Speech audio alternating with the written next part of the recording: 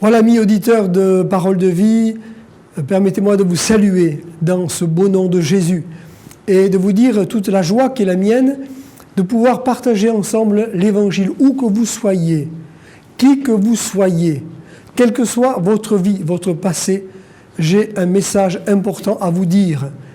Jésus vous aime, Dieu vous aime, et l'amour de Dieu n'est pas quelque chose d'abstrait, de théorique, mais une réalité que vous pouvez expérimenter. Il y a dans l'amour de Dieu une puissance pour nous libérer. Et c'est ce dont nous nous entretenons ces derniers temps. Savoir qu'il y a dans le nom de Jésus, dans l'amour de Jésus, une puissance pour nous libérer et pour faire taire l'ennemi de nos âmes, le diable. Dans un texte que nous avons lu récemment, Jésus s'adresse à un démon qui tient captif un homme et lui dit « Tais-toi et sors de cet homme. » Tais-toi.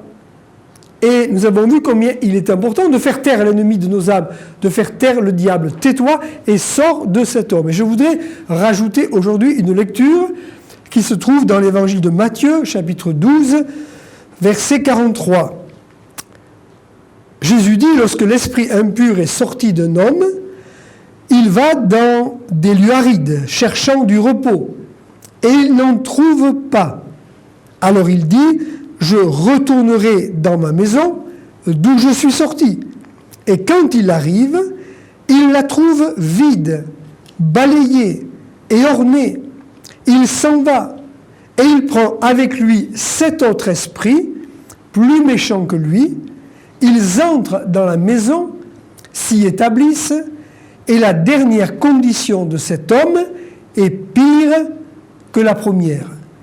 Il en sera de même, dit Jésus, pour cette génération méchante.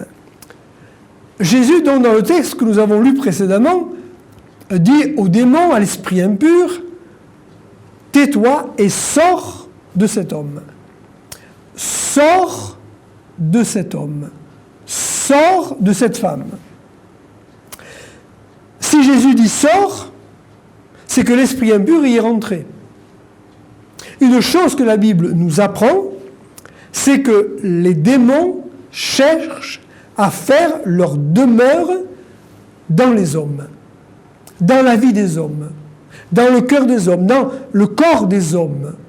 Les démons cherchent à habiter dans les hommes. Et quand Jésus dit « sors », c'est parce qu'il est rentré. La deuxième chose que j'apprends dans ce texte, c'est que les démons cherchent du repos dans les lieux arides. Dans les lieux arides, sans eau.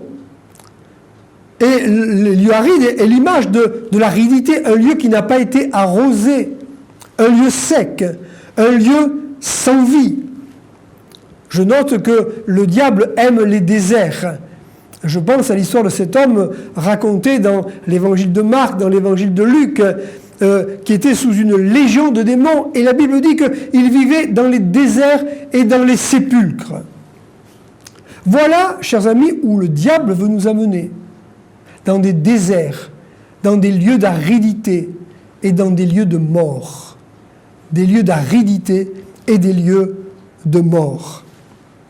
La troisième chose que je remarque dans le texte que nous avons lu, c'est que les démons entrent dans des maisons vides. Dans des maisons vides.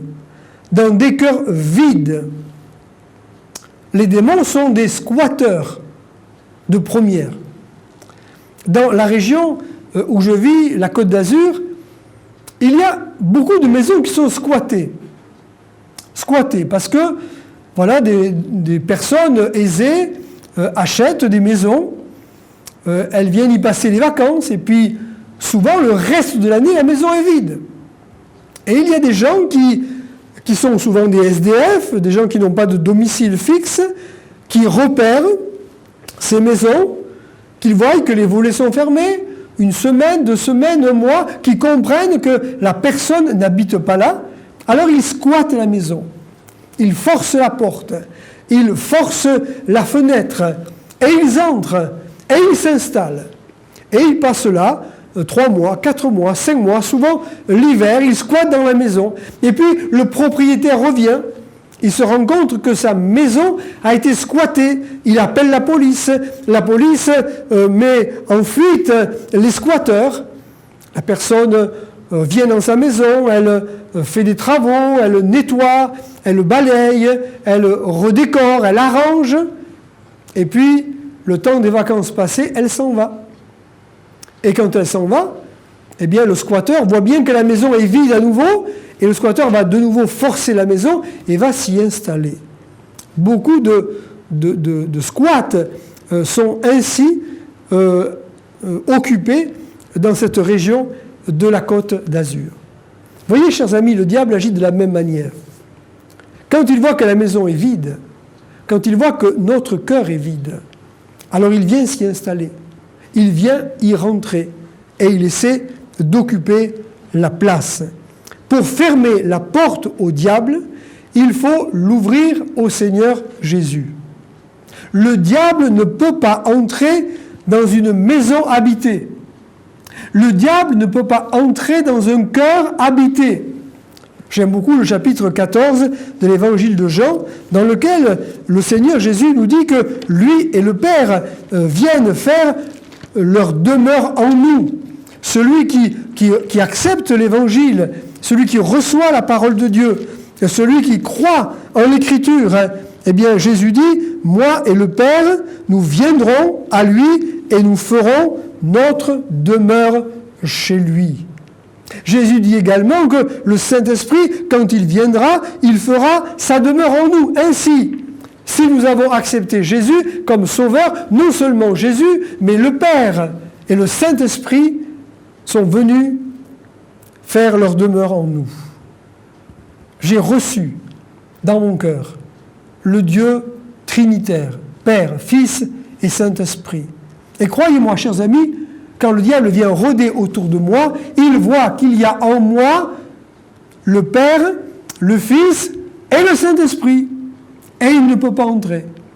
Et si tu as reçu Jésus dans ton cœur, n'aie pas de crainte, n'aie pas de peur, parce que le diable ne peut pas rentrer dans une maison habitée. Qu'est-ce qui ouvre la porte au démon ? Qu'est-ce qui fait qu'un démon peut rentrer dans la vie d'un homme, d'une femme, d'un jeune homme, d'une jeune fille, d'un enfant parfois, car nous avons dans les évangiles des cas où des enfants étaient sous l'emprise de démons, avaient reçu en eux un démon. J'aimerais vous montrer quelques portes ouvertes.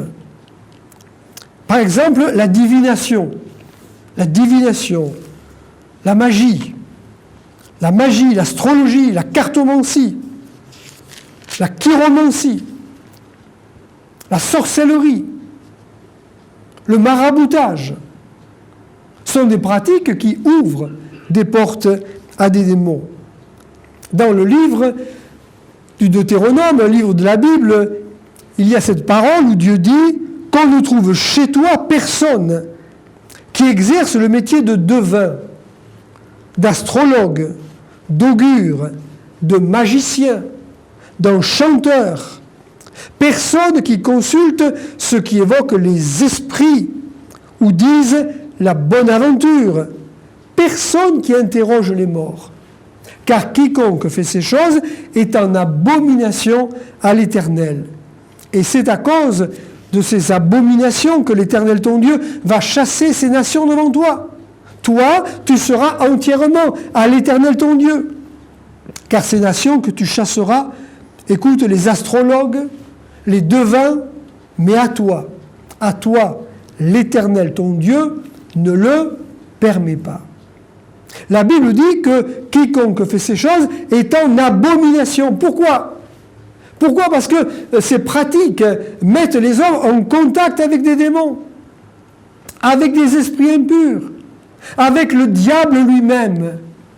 Et ces pratiques magiques ouvrent des portes aux démons qui ne demandent qu'à entrer. Les arts magiques. Les arts magiques, dans le livre des Actes, chapitre 19, verset 18, dans la ville d'Éphèse, un certain nombre de personnes se livraient aux arts magiques. Plusieurs de ceux qui avaient cru venaient confesser et déclarer ce qu'ils avaient fait. Et un certain nombre de ceux qui avaient exercé les arts magiques, ayant apporté leurs livres, les brûlèrent devant tout le monde. On en estima la valeur à 50 000 pièces d'argent, ce qui représentait une fortune.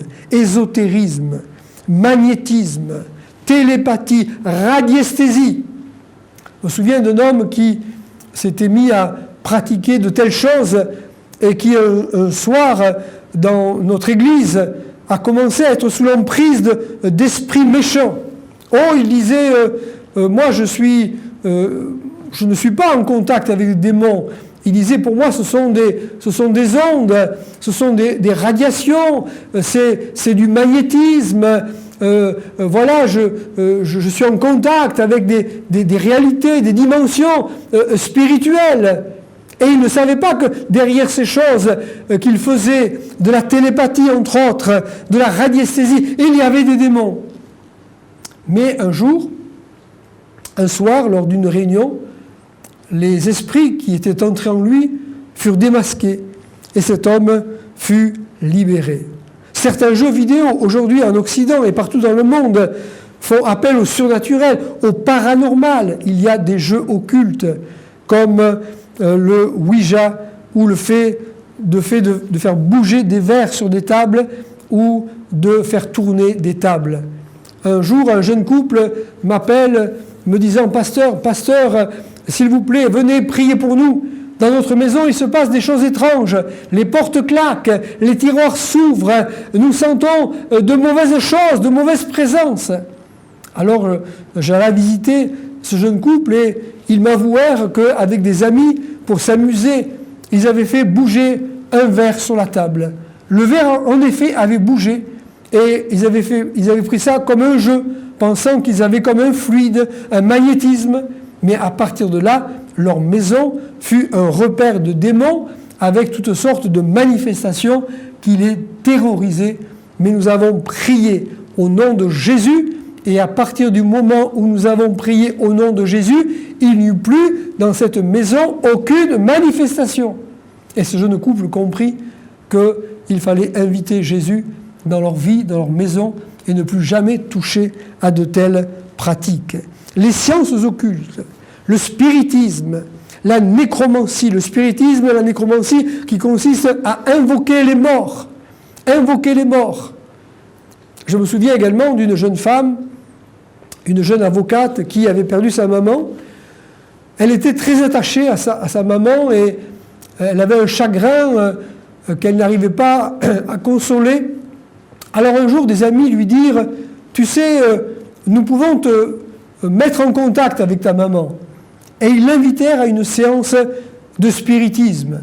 En effet, il sembla que la maman s'était manifestée et qu'elle avait répondu à certaines questions. À partir de là, cette jeune femme a commencé à pratiquer les sciences occultes.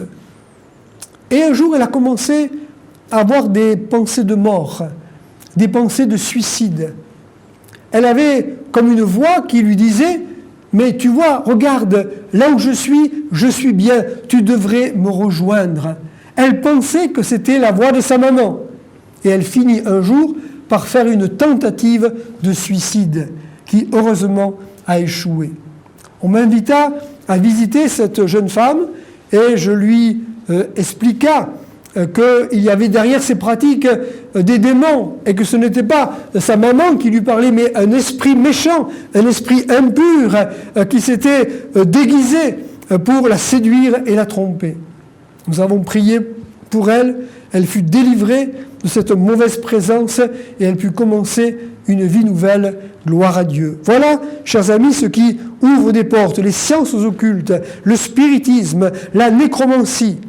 Permettez-moi de vous dire que j'ai vécu moi-même dans une maison où l'on faisait tourner les tables. Quand j'avais 4 ans, mes parents ont divorcé. Mon père est parti d'un côté, ma mère est partie d'un autre. Et j'ai été confié à une marraine qui m'a élevé. Cette marraine n'avait pas eu d'enfant. Et elle m'a donc accueilli dans sa maison. Mais dans cette maison, elle se livrait au spiritisme. Et avec des amis, elle faisait tourner des tables. Et elles invoquaient les esprits. et cette maison était pleine de démons. Et je me souviens que tout allait mal dans cette maison, et qu'il y avait un très mauvais climat. Parfois, ma marraine disait, mais nous sommes maudits. Nous sommes maudits. Et c'est vrai qu'il y avait une malédiction. Et il y avait une malédiction parce que dans cette maison, il y avait du spiritisme, il y avait des choses occultes, il y avait une emprise mauvaise. Et je rends grâce à Dieu de ce qu'un jour, l'Évangile nous a été prêché et de ce que les ténèbres ont été chassées. Les philosophies orientales, de plus en plus d'Occidentaux se tournent vers ces philosophies, vers ces pratiques, vers le bouddhisme, vers la méditation transcendantale, vers le yoga, ne sachant pas que derrière ces pratiques, il y a aussi des démons. Les hérédités familiales. Les hérédités familiales sont des portes. Parfois, il y a dans des familles comme ça des personnes qui ont des dons, soi-disant, et qui pratiquent. Et souvent, ils transmettent comme une hérédité à l'un de leurs enfants ou de leurs petits-enfants, qui découvrent un jour qu'ils ont comme des dons pour deviner, des sortes de prémonitions, ou des dons pour faire passer le feu, pour guérir. Mais derrière ces pratiques, il y a des démons. Parfois, les mauvais sorts. Les mauvais sorts.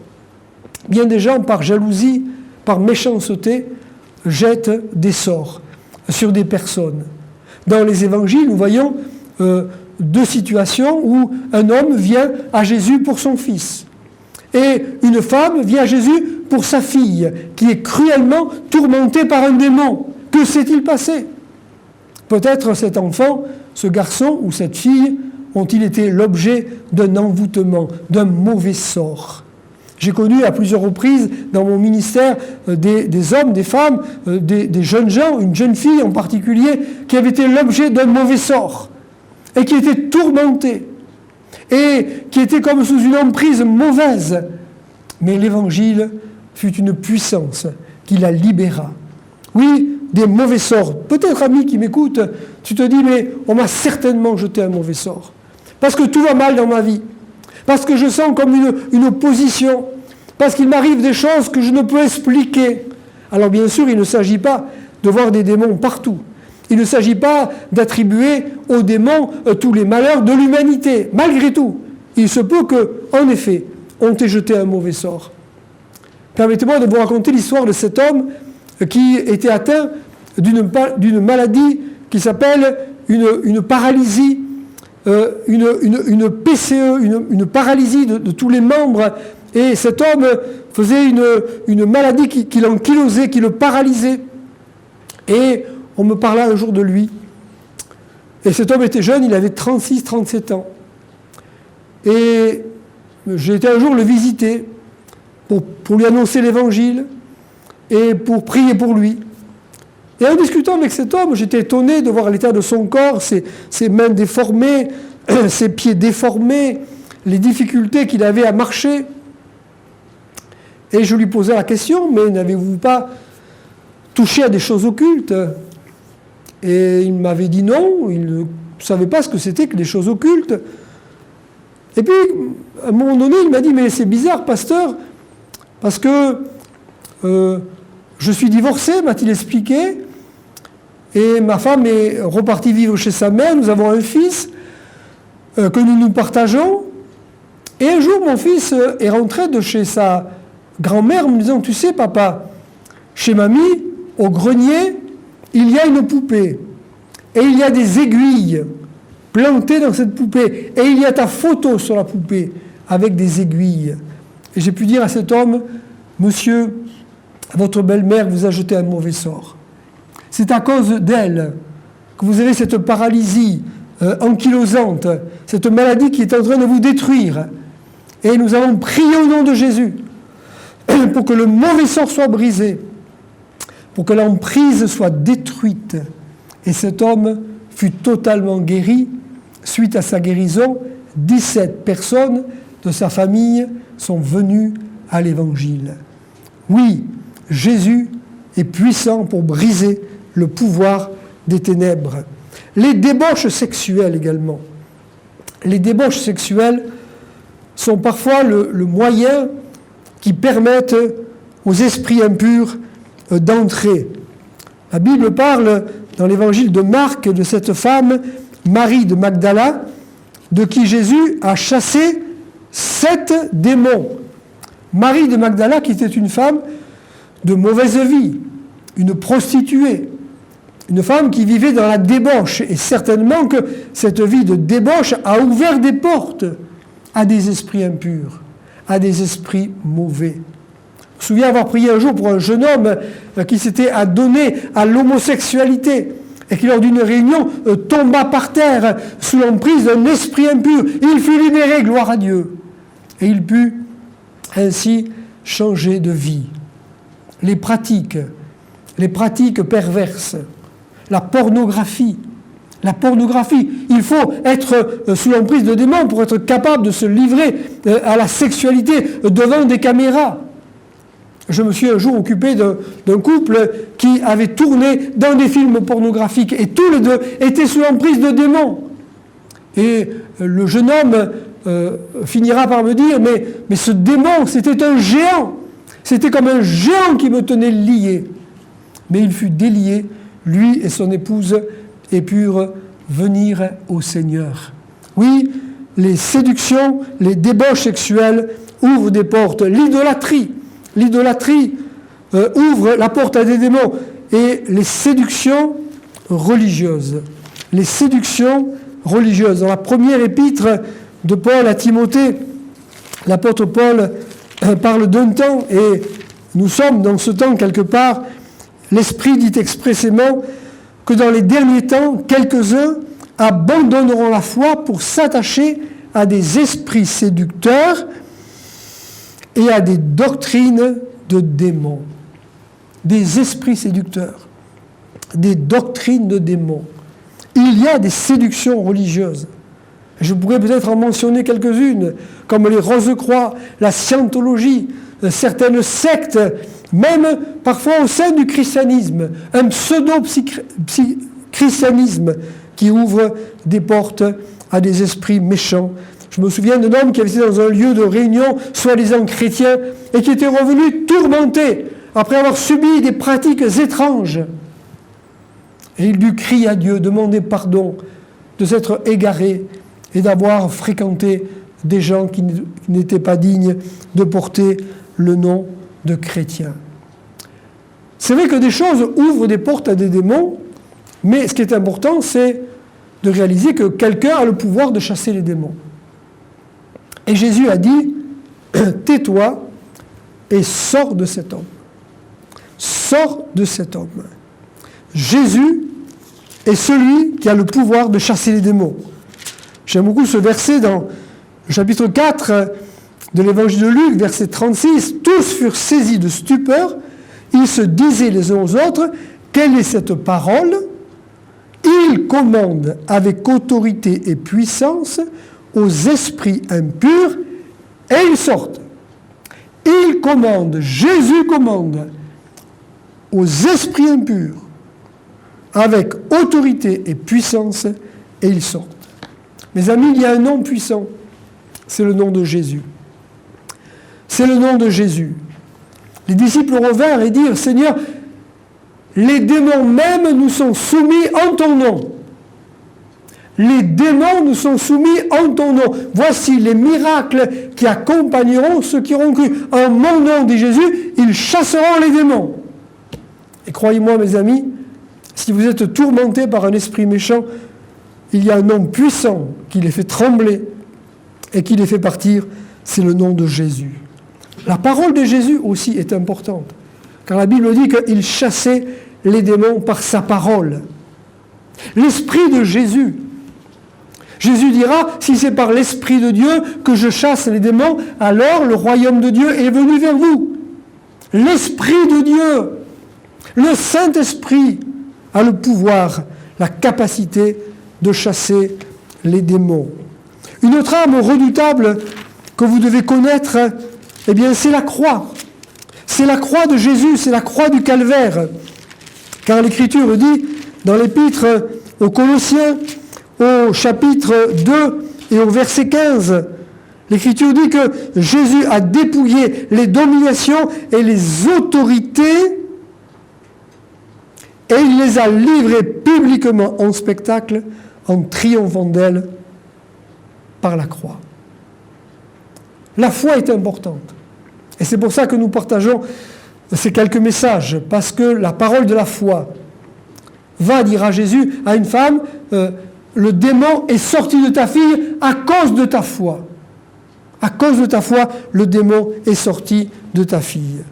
Alors il faut qu'il sorte et que plus jamais il ne rentre. Jésus a dit à un démon, sors de cet enfant et n'y rentre plus. Mais pour ça, rappelez-vous, il faut que la maison soit remplie, qu'elle soit remplie de Jésus et qu'elle soit remplie de sa présence. L'apôtre Paul dira, nous rendons grâce au Père qui nous a délivrés de la puissance des ténèbres et qui nous a fait entrer dans le royaume du Fils de son amour. Au nom de Jésus, chers amis, soyez délivrés. Si vous êtes tourmentés, soyez délivrés. Au nom de Jésus, j'ordonne et je commande que toute mauvaise présence et toute mauvaise puissance sortent de votre vie et n'y reviennent plus jamais. Recevez Jésus dans votre cœur. Invitez Jésus à venir dans votre vie et plus jamais le diable ne pourra rentrer. Que Dieu vous bénisse, amis de Parole de Vie. À bientôt.